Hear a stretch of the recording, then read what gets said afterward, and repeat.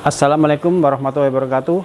Bertemu kembali dengan Top Garden, yaitu channel yang penuh dengan ide kreatif, inovatif, dan edukatif. Teman-teman pengangguran seluruh Indonesia, saya akan berbagi pengalaman bagaimana cara mengatasi tanaman anggur kita yang masa vegetatif, yang stagnan atau hampir mati.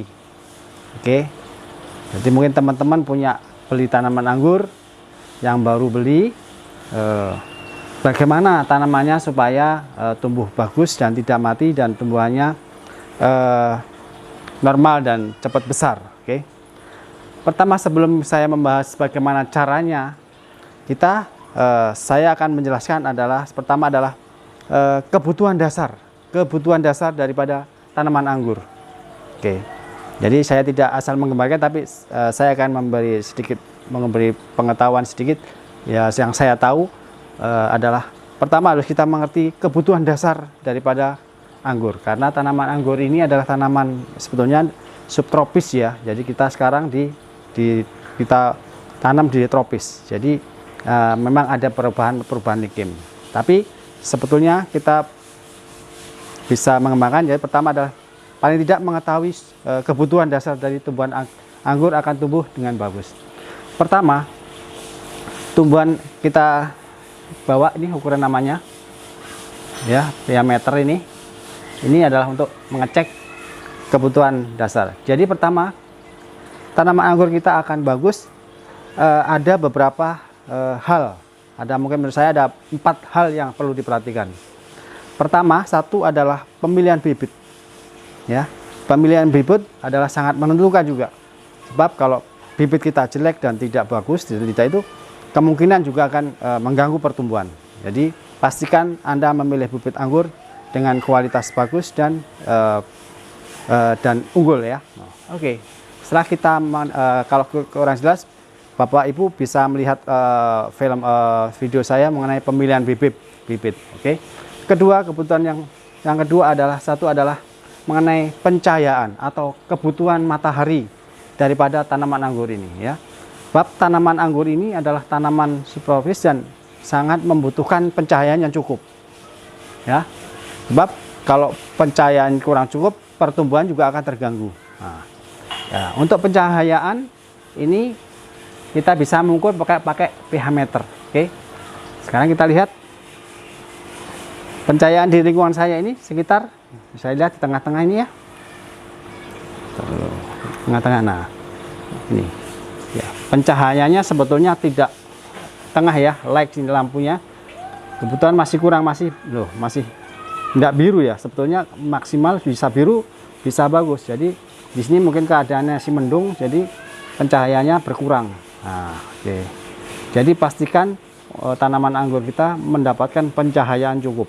Ya, silakan dengan light-nya yang cukup ya, kena matahari cukup. Nah, kemudian teman-teman bertanya, Mas, kalau saya bertanam di Jakarta atau di tengah perumahan yang lokasinya nggak dapat matahari, bagaimana Mas? Nah, ini solusi dari saya, dari pemerhatian tanaman saya adalah satu, saya ini juga rumah saya juga sebelah-sebelah dikelilingin gedung ini ya.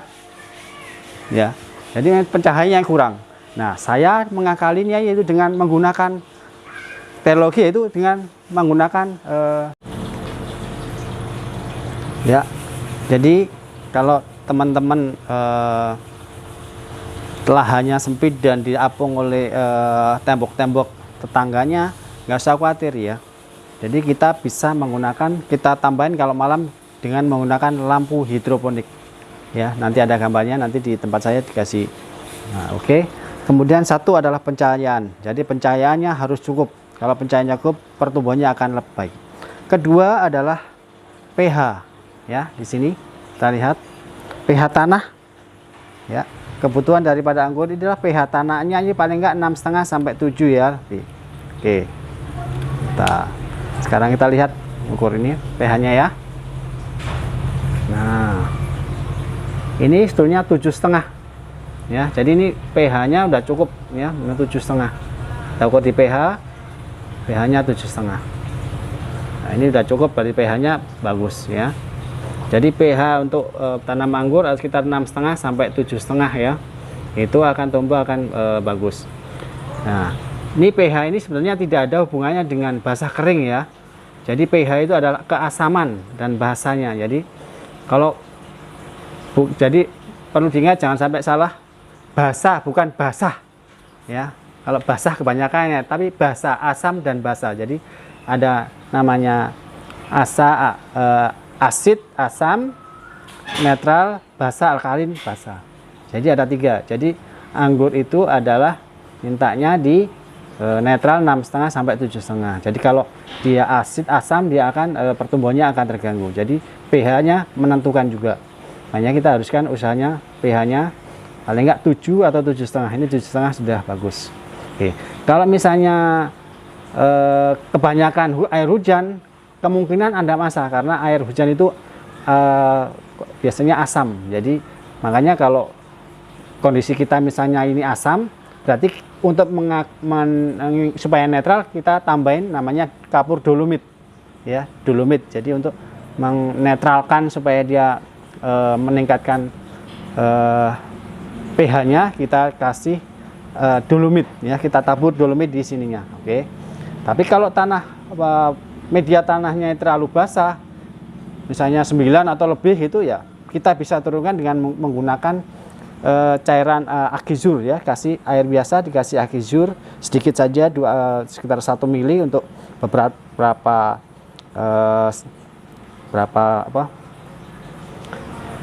liter, nanti disiramkan. Dia akan menunjukkan akan menurunkan kebasahan. Jadi kita bisa mengatasinya adalah kalau terlalu asam, kita tambahin dolomit supaya netral. Kalau misalnya terlalu basuh, bisa kita siram dengan tambahin air hujan bisa, atau kita kasih air sur Akizur. Oke. Ya, yang ketiga tadi sudah pencahayaan, keasaman, ke netralnya asam basa. Kemudian yang ketiga adalah tingkat kelembapan ya. Ini tingkat kelembapan. Nah, namanya moist kelembapan ya. Dari lubang-lubang kelembapan. Nah, ini ya. Ya. Ini ada kelembapan adalah yang tengah ya. Yang di tengah, ya. Nah, yang tengah itu yang merah, hijau sama biru ya. Coba kita tancapkan kalau tanaman ini. Nah, kita lihat ini juga cukup lembab ya, cukup lembab. Jadi ini sudah sedengan ya. Ini sudah termasuk baik ya. Jangan sampai terlalu lembab, maksudnya terlalu basah, terlalu banyak air. Kalau terlalu banyak air, terlalu basah, nanti dikhawatirkan busuk akarnya ya. Jadi usahakan dia paling minimum ini tengah-tengah, atau enggak agak merah sedikit nggak apa-apa. Tangan anggur itu agak kering nggak apa-apa ya. Nilainya 2 atau yang merah ini juga nggak masalah ya. Jangan sampai ke biru. Kalau biru rawan nanti timbul busuk akar atau jamur ya akar ya. Jadi pastikan bahwa kelembapan ini terjaga, yaitu dengan kalau misalnya terlalu kering tinggal nyiramkan aja air biasa. Nah, dijaga supaya ini seperti ini bagus nih, pas di antara merah dan hijau ya. Di situ udah kan usaha itu ya. Itu sudah termasuk bagus ya. Kalau masih dia biru ke sini agak kebanyakan. Jadi ini udah pas kelembapannya. Oke. Dan juga cara penyiramannya perlu diperhatikan. Tadi sudah, jadi airnya kelembapannya cukup, dan cara penyiramannya. Jadi kalau menyiram diusahakan jangan sampai kena pohonnya ya. Kalau nyiram jangan sampai kena ini kalau bisa ya. Nyiramnya di sekitar sini, airnya di sini kan ya. Nah, airnya di sini ya.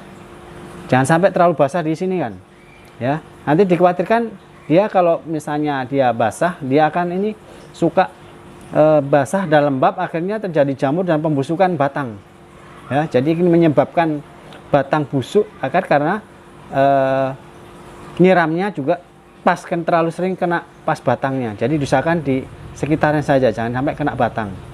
Kedua, kalau nyiram sekitar antara jam 8 pagi ya, jam 7 bisa, jam 8 bisa, sore sekitar jam 4 sampai jam 5 sore. Dan juga dihindari penyiraman pada malam hari ya. Kalau malam hari nanti basah, kelembapan terlalu basah, jadi dikhawatirkan akarnya busuk. Akarnya busuk yang menimbulkan akarnya mati atau jadi nggak sehat. Karena ini masih pada pertumbuhan, kadang-kadang akarnya itu masih kecil ya, masih berwarna putih biasanya akarnya. Jadi belum kuat tahan air, belum tahan air sekali. Jadi kalau dia terlalu lembab, terlalu basah, dia akan busuk. Oke, ya. Tadi sudah kelembapan, misalkan pas netral, cara penyiramannya dan waktu penyiramannya sudah, dan penyiramannya ini tergantung dari ini ya, media tanahnya ya. Ini kan ada yang pakai pasir, tanah, itu tidak masalah semuanya. Yang penting kelembapannya dijaga seperti itu. Serta pertengahan antara hijau dan merah ya, di bawah sini ya, udah pas nih. Ini. Tuh. Antara ini udah pas seperti ini. Dijaga seperti ini. Ini insya Allah tumbuh ini ya. Tumbuh bagus. Oke. Sekarang yang ke tadi sudah bibitnya, kemudian cahayanya, kemudian pH-nya, dan kelembapannya. Oke. Demikian. Jadi yang perlu diperhatikan dalam supaya tanaman anggur ini tumbuh bagus dan sehat, pertama adalah pilih bibitnya unggul, kemudian perhatikan pH-nya netral, kemudian pencahayaan yang cukup, kemudian kelembapannya juga cukup, jangan terlalu basah. Oke. Terus kalau untuk pemupukan bagaimana Mas? Kalau untuk seperti ini seperti ini nggak saya pupuk kimia dulu ya, saya pakai kohe sedikit nih, ya pakai kohe ini ya, saya pakai biasa ini seger nih ya. Jadi jangan sampai kimia dulu ya, sangat bahaya. Dan kalau misalnya bisa disemprot pakai Gandasil D, daun, untuk daun disemprotkan 10 hari sekali, 10 hari disemprotkan ya, untuk perangsang daun ya. Oke, jangan terlalu banyak pupuk, biarkan saja ya. Ini juga banyak nggak apa-apa, ini cuma telek kambing ini ya. Oke, kecuali kalau seperti sudah tanaman seperti ini ya, tanaman ini akarnya sudah mulai coklat di bawahnya dan ujungnya sudah jauh biasanya, jadi sudah mulai kuat. Jadi pakai pupuk kimia lebih aman, nggak apa-apa, nggak masalah. Kelebihan dikit nggak terlalu mengkhawatirkan kalau sudah seperti vigor seperti ini. Oke. Demikian, jadi untuk masalah seperti ini, kalau pemupukan diperhatikan, kalau bisa pupuk jangan terlalu kimia, atau enggak kepaksanya pakai mungkin 3-2 butir yang NPK saja sudah cukup sebetulnya, untuk siramkan seminggu sekali. 4 butir aja pokoknya sebetulnya cukup, sudah mencukupi, tidak terlalu banyak pupuk, terlalu banyak kimia. Itu insya Allah tumbuhan kita akan segar. Oke, demikian pengalaman dan pengetahuan saya yang bagaimana mencegah atau mengatasi tanaman kita stagnan atau mati ya. Jadi kalau Bapak Ibu sudah memahami tadi, itu bisa mengoreksi ya. Mungkin matinya bisa karena kebasahan, bisa karena kena kimia, atau bisa cahayanya kurang ya. Jadi diolah sendiri ya. Oke, demikian. Jangan lupa like, share, dan komen ya. Ini mungkin ada nanti kalau pilihan nanti kita ulas lagi ya, sepertinya ya. Bertahap memang antara pemupukan pohon ini dan itu agak beda ya, agak beda, walaupun NPK sama, cuma banyak sedikitnya sudah lain. Oke. Tetap semangat. Ayo menanam anggur. Dan apabila ada kekurangannya, saya mohon maaf. Jangan lupa like, share, komen, dan subscribe. Oke. Jangan lupa notifikasinya supaya nanti update lagi pengetahuan saya akan bagi ke teman-teman pengangguran semua. Demikian, assalamualaikum warahmatullahi wabarakatuh.